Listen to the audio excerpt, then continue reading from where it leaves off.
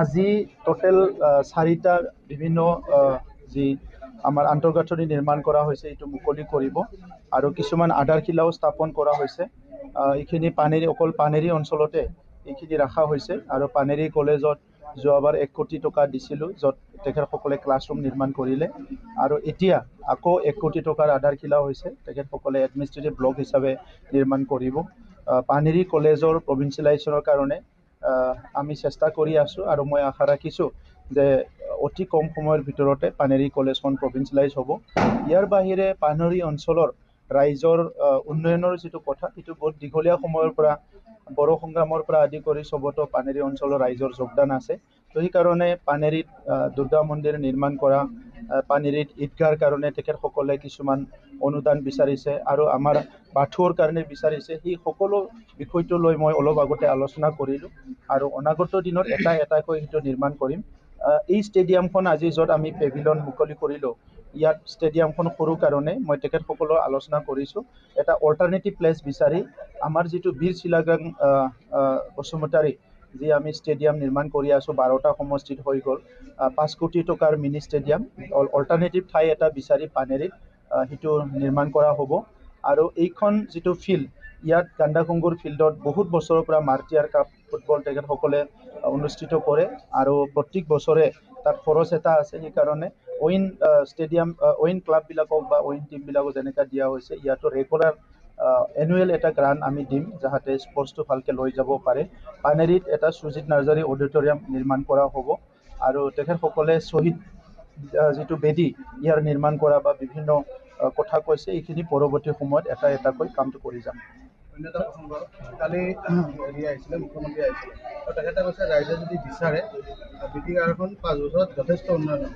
এই ক্ষেত্ৰত ইউপিপিএল চৰকাৰে ব্যৰ্থ হৈছিল নেকি তেখেতে উন্নয়ন কৰিব বিচাৰিছে? চাওক, ব্যৰ্থৰ কথা নাই। স্বাধীনতাৰ 78 বছৰত ৰাস্তাও বনাই আছে, দলঙো বনাই আছে। ৰাস্তা দলং শেষ হৈছে জানো? স্বাধীনতাৰ 78 বছৰত স্কুল কলেজ ভৱন বনাই আছে, স্কুল কলেজ ভৱনটো শেষ হোৱা নাই। গতিকে ৰাজনৈতিকৰ কাৰণে নতুন নতুন কথা ইলেকশ্যন আহিলে বহুত কথাটো কোৱা যায়।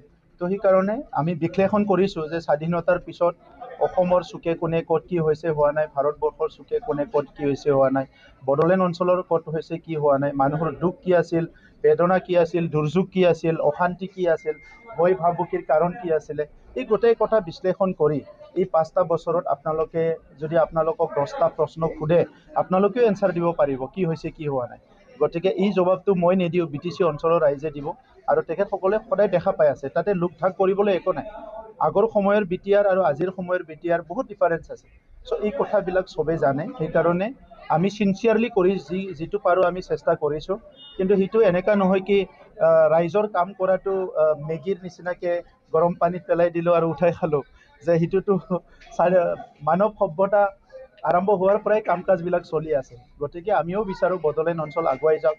ইয়াৰ কাৰণে যিমানখিনি ৰাস্তা, দলং, স্কুল, কলেজ নিৰ্মাণ কৰিব লাগে 5 বছৰত কৰা গ'ল, অহা সময়ত আকৌ কৰা যাব। কিন্তু মোৰ সকলো কথাই মুখস্থ আছে, সকলো কথাই মই জানো যে আমাৰ মাজবাটৰ পৰা যিটো নেকি কোকৰাঝাৰলৈ কি লাগে কি নালাগে, কাৰণ 30 বছৰ এই অঞ্চলতে ঘূৰিলোঁ মই আৰু এতিয়া গহপুৰলৈকে আমাৰ এক্সটেণ্ড হ'ল। এই অঞ্চলৰ কথাও জানো মই, গহপুৰত কি লাগে, বিশ্বনাথত কি লাগে, বিভিন্ন অঞ্চলত আজি আমাৰ বাতাচীপুৰত কি লাগে, চাৰিদুৱাৰত কি লাগে, চব কথাটোকে জানো।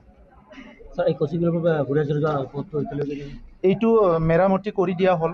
ইয়াত ডাঙৰ স্কিম এটা লাগি আছে, এই স্কিমটো আহি পাব। কিন্তু মানুহখিনিক যোৱাৰ কাৰণে যিটো কৰিব লাগে, মই তাৎক্ষণিকভাৱে যোৱা 1 মাহ আগত কোৱাৰ লগে লগে কামটো কৰি দিছোঁ।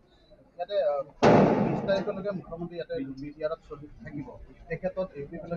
মুখ্যমন্ত্ৰী ডাঙৰীয়াক 20 তাৰিখলৈকে থকাৰ কথাটো আপোনালোকে কৈছে। মুখ্যমন্ত্ৰী ডাঙৰীয়াটো সদায় থাকিব। অসমৰ মুখ্যমন্ত্ৰী যেতিয়ালৈকে থাকিব, অসমৰ প্ৰত্যেকটো ডিষ্ট্ৰিক্ট, প্ৰত্যেকটো ব্লক, চাব ডিভিজনত মুখ্যমন্ত্ৰী আহিব। সেইটো লৈ পেলাই আৰু বেলেগ অংক কৰিব লাগে বুলি মই নাজানো। এতিয়া নিৰ্বাচন বতৰত অহাৰ কাৰণে হয়তো তেনেকুৱা প্ৰশ্নবিলাক আহিছে। নহ'লেতো অসমৰ মুখ্যমন্ত্ৰী যিমানেই ঘূৰে ইমানেই ভাল।